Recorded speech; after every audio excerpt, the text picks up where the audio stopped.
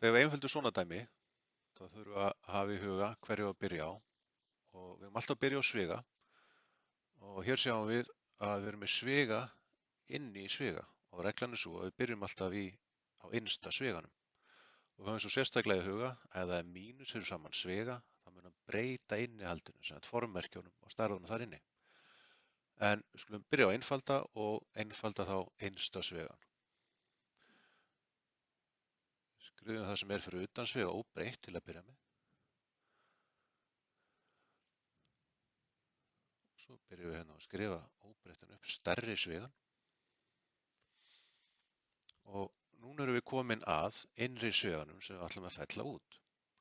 Og athugið það að 2 eru þetta plús 2.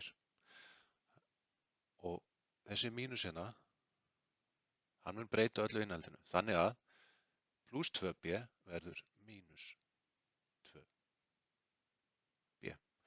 Og mínus 2a verður plús 2a. Og núna erum við búin að fella út innri svigan og getum þá lokað þessum stóra. Þetta er fyrsta skrefið okkar. Og núna ætlum við að fella út þennan sviga og höfum þá sérstaklega aftur í huga að við erum með aftur mínus fyrir utan. Þannig að skrifum það aftur þetta óbreytt.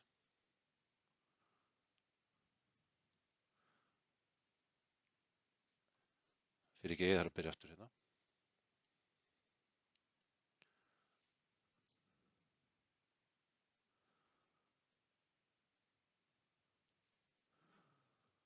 Og þið sjáu að fyrsta stærðin í sviganum er mínus a.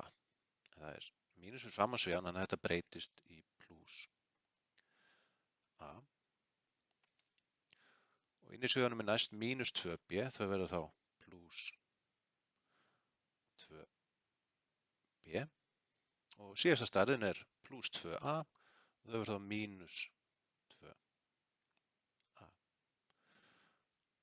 Og nú er ég búin að fella niður alla svigana í dæminu og þá skulum við byrja á að leggja saman líka stærðir og við skulum reyna eftir fremsta megni að hafa það í stafrófsröð og hafið þetta í huga að er að ræða 1a hérna.